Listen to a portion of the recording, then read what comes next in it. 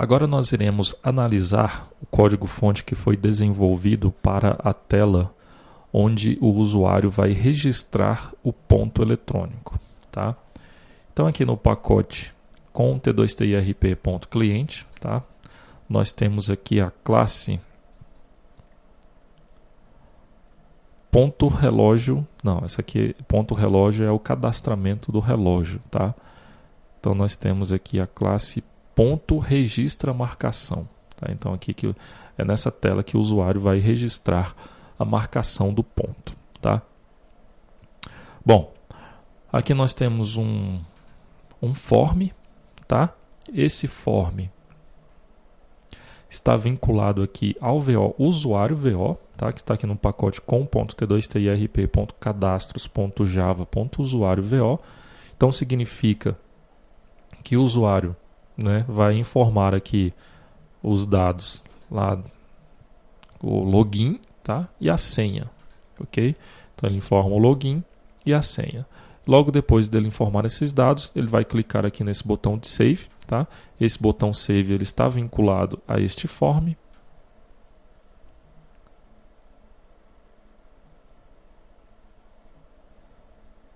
Nós podemos ver essa vinculação aqui. Tá? Então, o atributo SaveButton desse form está definido aqui como SaveButton 1, tá? Que no caso é esse objeto aqui. Tá? Então o usuário vai informar os dados, o login, a senha, e vai clicar aqui no botão Save. Tá?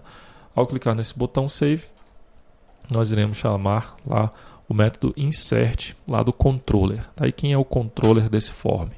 É aqui o ponto registra marcação controller. Tá? Essa classe está aqui no mesmo pacote da tela do registro de marcação.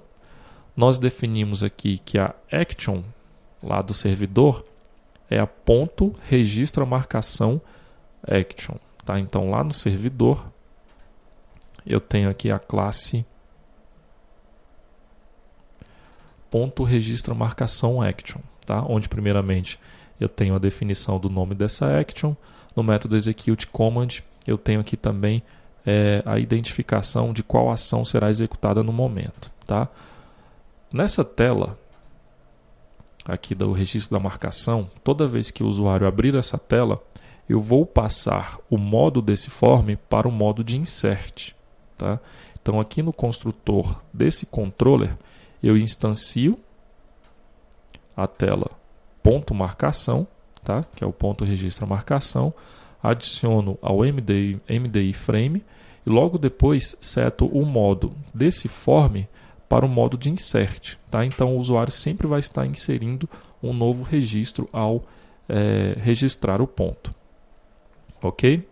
Então significa que quando o usuário clicar aqui no botão de Save, já que o form está no modo de Insert, será executado o método InsertRecord aqui do controller. Ok? O que será feito? Será feita uma requisição para o servidor. Então, nós fazemos aqui a requisição para o servidor, passando como parâmetro que a ação é uma ação de Insert e passamos os dados do usuário. Ok? Então lá no servidor identificou-se que a ação é uma ação de insert, tá? Buscamos os dados do usuário, no caso aqui o usuário VO que foi informado lá no login, ok? Que é o login e a senha. Realizamos uma conexão com o banco de dados, tá? Criamos aqui um objeto da classe Critéria, onde nós iremos buscar os dados do usuário. Passamos aqui duas restrições, que no caso aqui o usuário tem que ter o login de acordo com o login que foi informado lá na tela e a senha também deve ser igual à senha que foi informado lá na tela de registro da marcação. Tá? Logo depois ele vai verificar se esse usuário existe no banco de dados. Tá?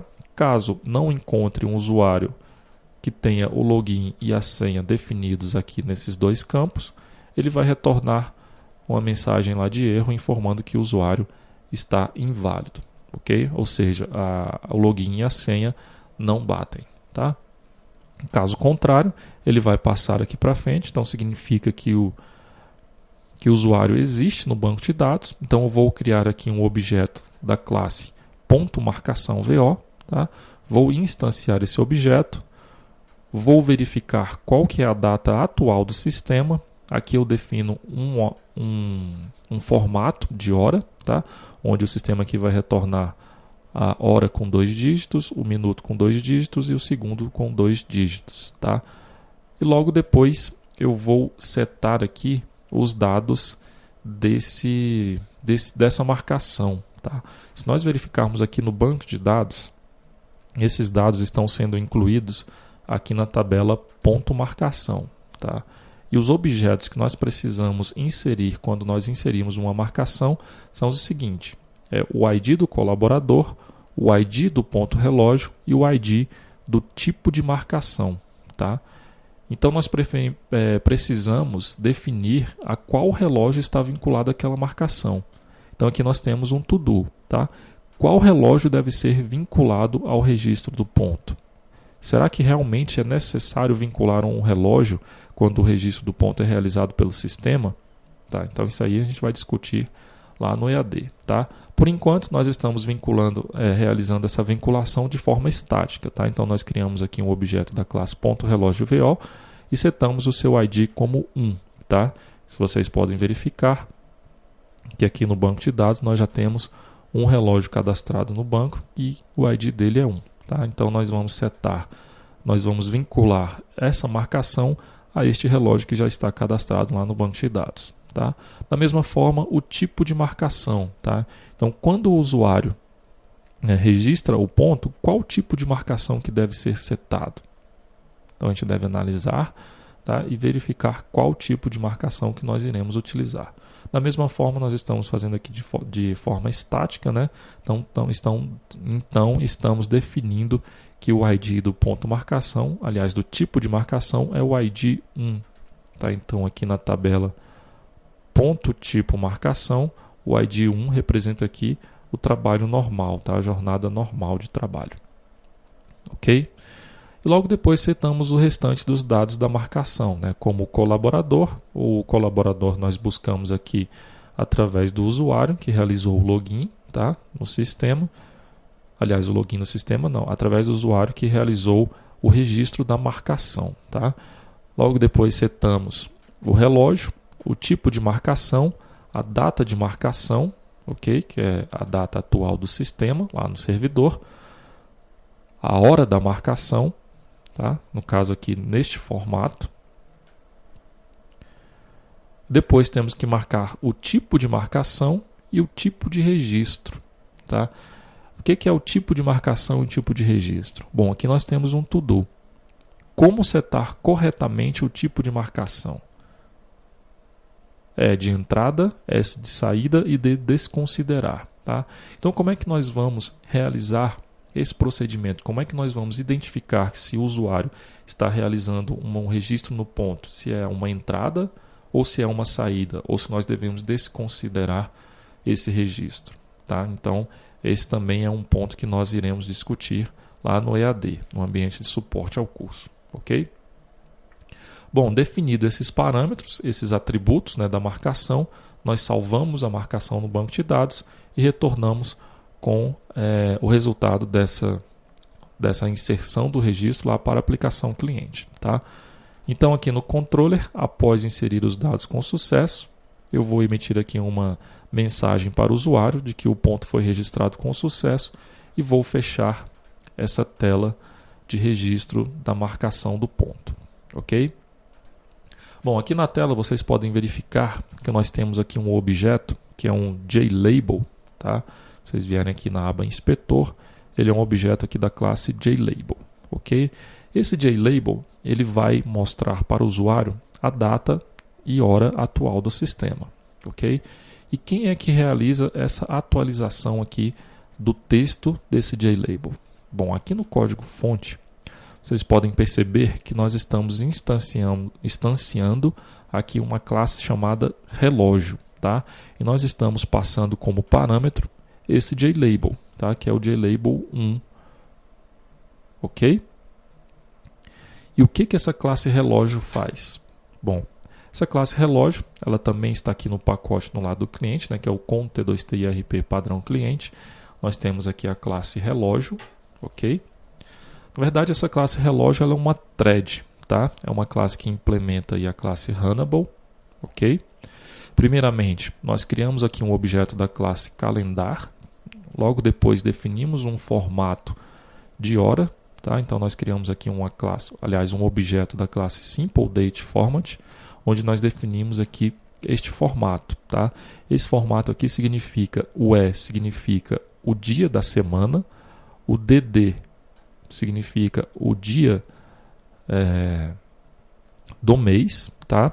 Esse DE aqui, como ele está entre aspas simples, o formato, quando nós chamarmos aqui a formatação dessa data, ele vai ignorar esses dados. Então, no caso aqui, ele vai informar o dia da semana, o dia do mês, a string DE, no caso o mês, aqui nós estamos informando MMMM, então significa que ele vai informar o mês por extenso, tá?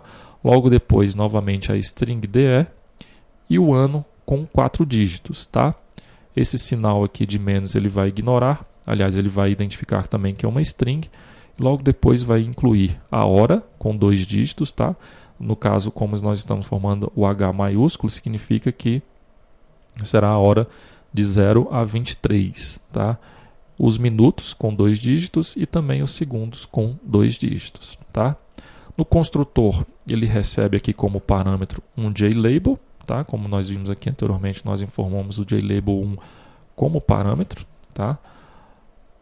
Ele vai setar esse label relógio para esse objeto que nós criamos aqui, também da classe JLabel.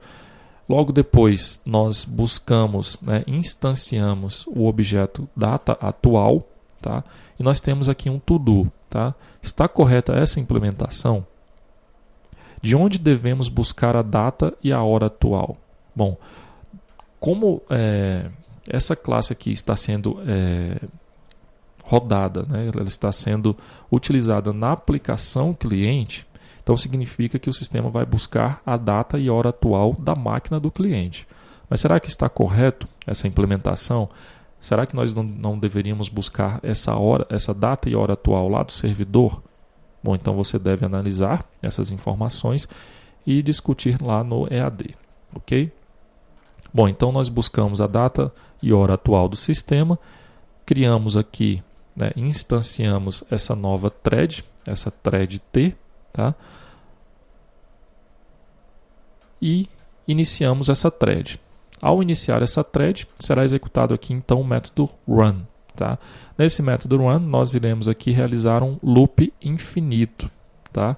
Então, enquanto for verdadeiro, ou seja, nós iremos fazer aqui um loop infinito. O que será feito? Eu vou adicionar 1 ao campo segundo da minha data atual. Ok? Então, eu vou adicionar 1 segundo à minha data que foi buscada aqui no construtor dessa classe. Tá? Logo depois, eu vou pegar aqui o label relógio, que no caso lá vai ser o JLabel1, lá da tela registra marcação, e vou setar o texto para a hora atual, no caso neste formato que foi definido aqui em cima. Ok? Logo depois, eu vou solicitar que minha thread espere, aguarde 1 segundo para continuar a sua execução. Tá?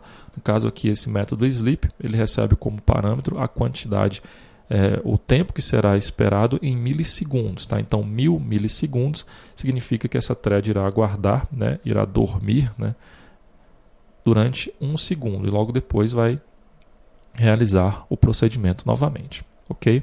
Então, dessa forma, ele vai alterar, ficar atualizando aqui os dados da hora e da data aqui na nossa tela do registro da marcação, ok?